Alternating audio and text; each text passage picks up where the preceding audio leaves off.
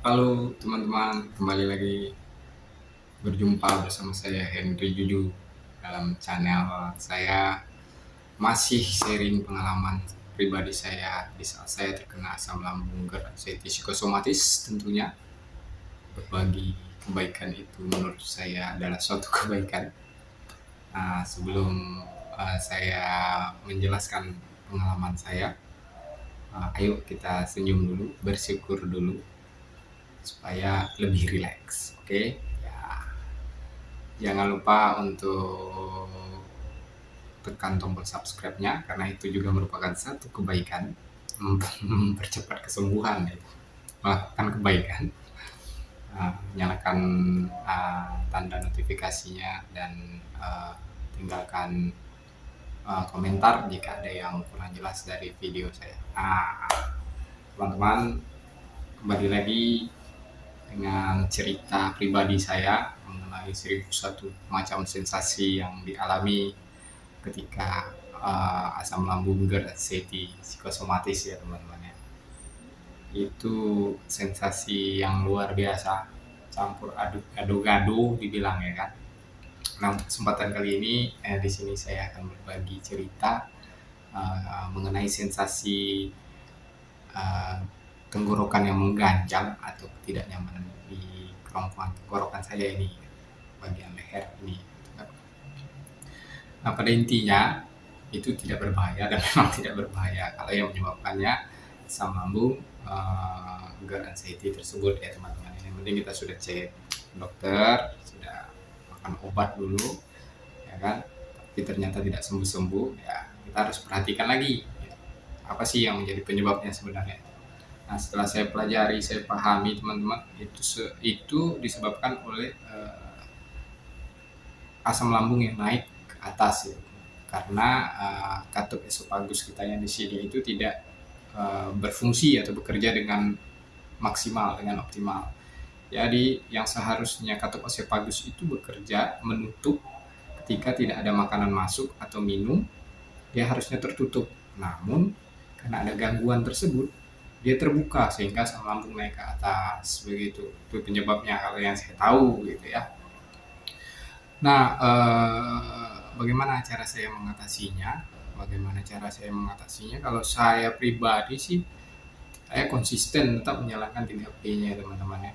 Saya bantu ini tenggorokan saya ini dengan menghindari yang namanya makanan yang berhubungan dengan pedas, minyak, ya kan, santan. Saya hindari dulu gitu. Saya hindari dulu. Karena saya tidak tahu apa yang terjadi di tenggorokan saya ini, bisa jadi dia radang, atau iritasi, atau banyak lendir atau bagaimana, saya tidak tahu. Mungkin kalau untuk ingin tahunya lebih pasti harusnya kita melakukan endoskopi secara medis ya teman-teman. Jadi masukkan alat, situ bisa dilihat gitu. Apakah terjadi goresan kah, baret kah, kan bisa kelihatan di sana. Tapi saya tidak melakukan itu karena tidak ada uang waktu itu. Jadi ya, saya menjaga 3P-nya ya, pola makan, pola hidup, dan pola pikir saya. Terutama dari pola makan saya, asupan apa yang saya masukkan ke perut saya, kan harus melalui kerongkongan. Ya, jangan sampai kita salah dalam memakan sesuatu ketika akut-akutnya tenggorokan terjadi ya kan. Pedas ya, bisa jadi itu memperparah iritasi ya kan, membuat sensasi tidak nyaman bertambah. Minyak juga begitu, makanan yang keras-keras juga begitu, itu sangat mempengaruhi teman-teman, setahu saya ya, setahu saya pribadi. Jadi jangan langsung panik, jangan langsung cemas. Itu hal yang wajar, itu hal yang lumrah karena atau esofagus kita belum berfungsi dengan semestinya, ya kan begitu. Nah, cara saya untuk mengatasinya seperti itu, membantu dengan memilah atau memilih makanan. Ini waktu pas akut ya, pas akut memang betul-betul terasa sekali mengganjalnya. Gitu. Ditambah lagi saya bantu dengan cara tidur. Kalau saya cara tidurnya saya tinggikan, ya, miring ke kiri. Tinggikan agak segini ya kan, agak segini, terus miring ke kiri. Karena posisi lambung itu seperti mangkuk, seperti yang saya baca. Jadi dengan posisi tidur yang pas itu akan membuat kenyamanan sehingga walaupun katup esofagus kita lagi bermasalah, asam lambung tidak mengalir naik ke atas gitu. Itu setahu saya. Jadi saya terapkan juga itu. Siap makan juga tidak langsung tidur ya kan, 2 sampai 3 jam baru saya tidur, baru saya berbaring. Nah, itu sangat membantu ternyata untuk menghilangkan sensasi yang ada di tenggorokan saya. Nah, berapa lama sih saya mengalami itu? Nah, kalau ditanya kalau saya pribadi, saya sensasi tidak nyaman itu 2 sampai 3 minggu. 2 sampai 3 minggu itu yang benar-benar mengganggu sekali. Untuk makan saya sulit untuk menelan ya kan. Pada prinsipnya setiap orang itu berbeda-beda. Pada prinsipnya ada yang sampai cuma 1 minggu, ada yang 1 bulan, ada yang 2 bulan, bahkan 3 bulan atau lebih, saya juga tidak tahu. Pada prinsipnya orang berbeda-beda. Nah, kenapa itu bisa lama? Coba dilihat lagi. Apakah ada penyakit lain gitu kan? Coba dicekkan lagi ke dokter kalau memang belum penyakit. Kalau hanya untuk permasalahan asam lambung, berarti makanan-makanan yang teman-teman makan itu masih melanggar pantangan dari tenggorokan tadi, begitu. Tenggorokan tadi. Karena dia mengganggu jalur dari tenggorokan tadi. Bisa makanan pedas yang teman-teman makan, santan atau berminyak yang dimakan, sehingga menambah tingkat keparahannya, begitu. Coba dipilah-pilah dulu gitu, dilihat-lihat lagi, pasti ada penyebabnya, pasti. Saya yakin pasti ada penyebabnya. Tidak mungkin itu terjadi kalau tidak ada penyebabnya. Jadi dilihat dulu penyebabnya seperti apa. Itu tidak berbahaya, yang penting cara menanganinya, cara mengobatinya kita sudah paham. Jangan dibiarkan berlarut. Kalau dibiarkan berlarut, saya tidak tahu begitu kan. Karena saya tidak biarkan, saya langsung stop makanan-makanan yang berkaitan dengan itu dengan menjaga 3P ya kan, tentunya seiring berjalannya waktu pernapasan diafragma saya lakukan. Jadi tenggorokan saya jaga, pernapasan diafragma saya lakukan, sehingga katup esofagus tadi dilatih untuk bisa elastis kembali, menutup secara otomatis begitu kan, kembali pada fungsi dia semula gitu. Nah, jadi seiring sejalan teman-teman, mungkin kalau dalam hitungan dibilang cepat, saya tidak tahu ukuran cepat atau lambat itu seperti apa dalam hal penyembuhan tenggorokan tersebut ya. Cuman kalau saya 2 sampai 3 minggu. Di angka pastinya juga saya tidak tahu, karena tiba-tiba dari yang betul-betul mengganjal berkurang, tinggal hanya sensasi tidak enak sampai plong gitu. Itu sensasi yang saya rasakan. Nah, intinya jangan takut, jangan ditambah cemas, jangan ditambah pikiran yang macam-macam, yang aneh-aneh, karena itu memang salah satu sensasi dari asam lambung anxiety. Orang memiliki kecemasan ya tentunya ya begitu teman-teman. Bisa jadi juga itu karena panas dalam, kita juga tidak tahu teman-teman ya. Bisa jadi dikarenakan panas dalam, karena siapa tahu kita tidak cocok minum es, tiba-tiba minum es ya kan. Dalam kondisi yang panas, bisa jadi panas dalam ya. Dulu waktu sehat juga kita pernah merasakan yang namanya radang tenggorokan ya kan. Ternyata itu hanya sekedar panas dalam kan, seperti itu gitu.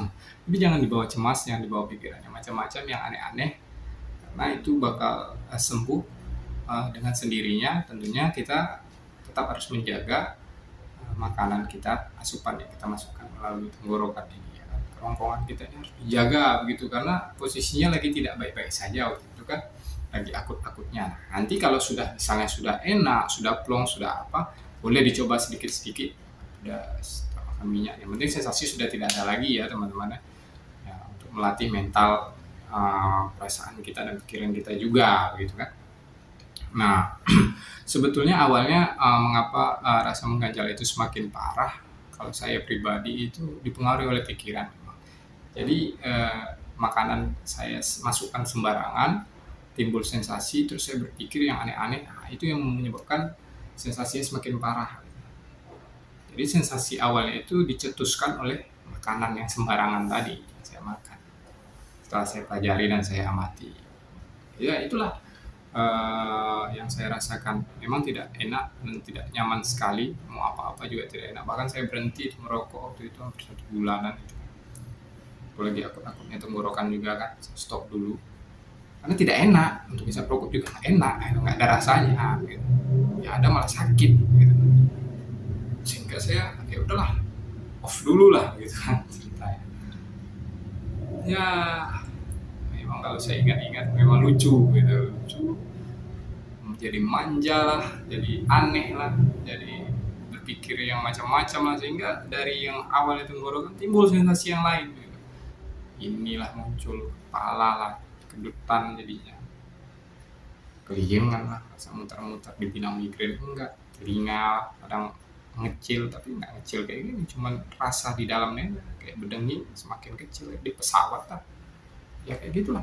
Itu lebih parah dibandingkan ketika naik pesawat, rasanya susah kalau saya mau menggambarkannya, karena ya 1001 sensasi, sensasi apa aja bisa datang kalau sensasi kecil sudah dibesar-besarkan oleh pikiran kita, sehingga sensasi kecil tersebut menjadi sensasi besar begitu teman-teman.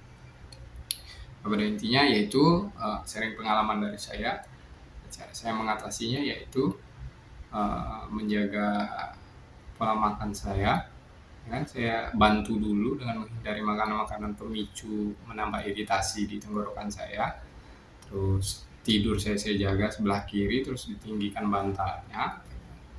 Terus nggak langsung berbaring lah, ya kan, setelah makan. Dan tentunya saya banyak mengkonsumsi air hangat.